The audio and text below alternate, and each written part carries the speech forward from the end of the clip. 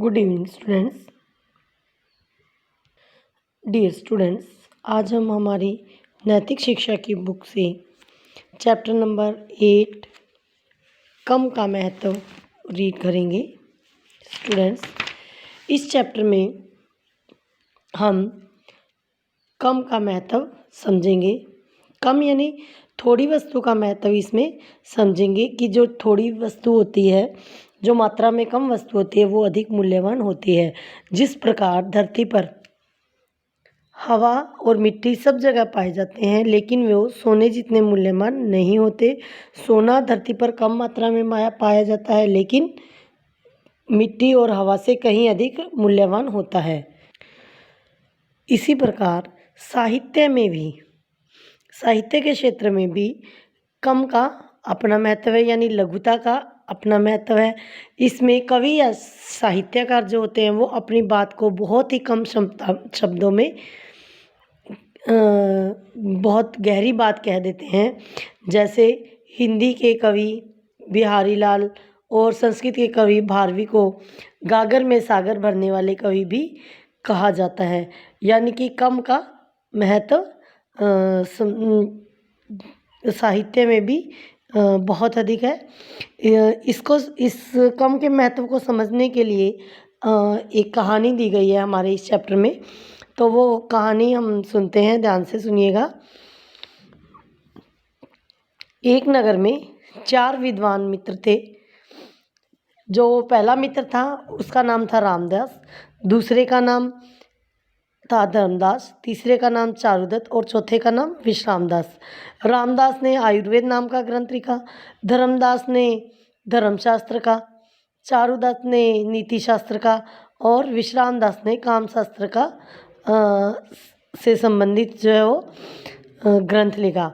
तो लेकिन ये तीनों जो चारों विद्वान थे, ये अच्छे मित्र थे और अच्छे साहित्यकार भी थे, लेकिन इनकी आर्थिक स्थिति जो है वो अच्छी नहीं थी। इनका घर का खर्चा भी अच्छे से नहीं चल पाता था, तो ये बड़े परेशान रहते थे। उस प्राचीन समय में देश में साहित्यकारों का बहुत सम्मान होता था।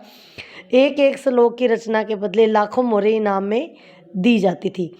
चारों मित्रों ने सोचा क्यों ना हम लोग भी अपने विषय में एक बड़ा ग्रंथ लिखें और किसी साहित्य प्रेमी राजा के पास जाकर हम इनाम लें। तो चारों मित्रों ने सोचा कि क्यों ना हम भी अपने जो भी विषय है उसमें अच्छे बड़े ग्रंथ लिखें और किसी साहित्य प्रेमी राजा के पास को दिखाएं, तो उससे जो हमें धन मिलेगा उससे हमारे परिवार का जीवन जो है वो सुख से बीतेगा, या हमारे जो कष्ट हैं वो सब दूर हो जाएंगे। इस तरह से उन चारों मित्रों ने जो है अपने अपने विषयों में ग्रंथ लिखे, महाकाव्यों की रचना की। उन्होंने अपना सारा ज्ञान जो है वो इन ग्रंथों में उड़ेल दिया और उन्होंने बहुत मोटे ग्रंथ लिखे। तो वो लोग जो है इन ग्रंथों को लिखने के बाद, उस समय एक जीत शास्त्र नाम के एक राजा थे, वो बहुत बड़े साहित्य प्रेमी थे। तो उनके पास ही अपने ग्रंथ जो है लेकर गए। तो वो दरबार में जब पहुँचे तो उन्होंने राजा से कहा कि हमने सुंदर ग्रंथों की रचना की है, तो आप इन्हें सुनिए। तो राजा ने देखा कि ग्रंथ तो बहुत मोटे हैं, तो उन्होंने पूछा कि उन्होंने उसे कहा कि आपके ग्रंथ तो बहुत मोटे हैं, इसमें कितने श्लोक हैं? उन्होंने कहा प्रत्येक ग्रंथ में 1,00,000 श्लोक हैं। तो राजा ने कहा कि आपको धन्य है, आपने एक विषय पर इतने सारे मतलब कि श्लोक लिख दिए 1,00,000, कि मेरे पास तो राज्य का इतना काम है, तो मैं तो इतने सारे श्लोक नहीं सुन सकता, तो आप इसे छोटा कर दीजिए, तब मैं अवश्य सुनूंगा। तो उन्होंने कहा ठीक है। तो उन्होंने कहा कि ठीक है, मैं इन ग्रंथों में हम इस ग्रंथ को छोटा कर देंगे। तो उन्होंने कहा कि हम 25,000 श्लोकों में इसे छोटा कर देंगे। तो राजा ने कहा कि ये भी बहुत ज़्यादा है, और छोटा कीजिए। तो उसने कहा कि ठीक है, फिर हम 1,000 श्लोक कर देंगे। तो राजा ने कहा कि नहीं, 1,000 श्लोक भी बहुत ज़्यादा है। फिर उन्होंने कहा कि चलो हम 500 श्लोक कर देंगे। फिर इस तरह से 500, फिर 100, फिर 10, 10 श्लोक से वो अंत में एक श्लोक पर आ गए कि चलो हम एक श्लोक में इस ग्रंथ को जो है संक्षेप करके आपको एक श्लोक में इसकी बात अर्थ जो है वो समझा देंगे। तो राजा उनसे उन्होंने कहा कि एक श्लोक भी बहुत ज़्यादा है और कम करो। तो उन्होंने कहा चलो ठीक है, एक श्लोक में 4 चरण होते हैं तो हम एक एक श्लोक का एक एक चरण जो है वो आपको सुनाएंगे। तो फिर राजा ने कहा कि ठीक है। तो इस तरह से राजा जो है वो उन सुनने के लिए तैयार हो गया। तो सबसे पहले रामदास जो था उसने जिसने आयुर्वेद की रचना की थी उसने बताया कि जीर्णे भोजन मात्रेय, अर्थात भोजन पहले किया गया भोजन पच जाने के बाद ही दोबारा भोजन करना चाहिए। ऐसा करने से शरीर निरोग और दीर्घजीवी रहता है, यानी कि हम निरोग रहेंगे और लंबे समय तक जीवित भी रहेंगे। दूसरे ने कहा, जिसने धर्म की रचना की थी, उन्होंने कहा कि धर्मशास्त्र की रचना की थी, उसने कहा था कि कपिल प्राणानाम दया, यानी कि कपिल मुनि ने कहा है कि दया से बढ़कर कोई भी धर्म नहीं है। उसके बाद तीसरे मित्र का नंबर आया चारुदत्त जी का।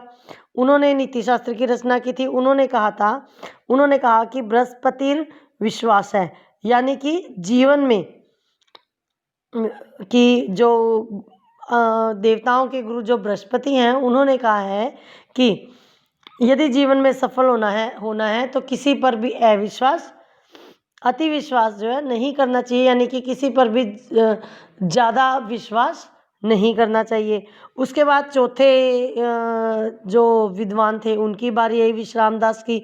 उन्होंने कहा कि पांचालय स्त्री सुमार्दवम, यानी कि प्रीति ही सच्ची रीति स्त्रियों के साथ, प्रीति की सच्ची रीत निभाना ही रीत निभाते हुए स्त्रियों के साथ मृदुता से, यानी कि मीठा व्यवहार करना चाहिए। तो ये उनकी बातें सुनकर राजा ने उन विद्वानों की बहुत प्रशंसा की कि आप लोग तो बहुत ज़्यादा बुद्धिमान है कि एक विषय पर आपने एक लाख श्लोक लिखे और उसी श्लोक को इतना छोटा कर दिया कि उसी पूरे 1 लाख श्लोकों के ग्रंथ को आपने इतना छोटा कर दिया कि उसे एक श्लोक के एक हिस्से में आप लोगों ने वो ग्रंथ मुझे सुना दिया। तो धन्य हैं आप। और इस तरह से राजा ने उन्हें 1 लाख मोहरें इनाम में दी। ठीक है, तो ये था कि इतने बड़े ग्रंथ को अगर वो नहीं कर पाते छोटा तो उन्हें कुछ भी नहीं मिलता और निराश होना पड़ता। उन्होंने इस तरह साहित्य के क्षेत्र में भी कम का अपना महत्व है।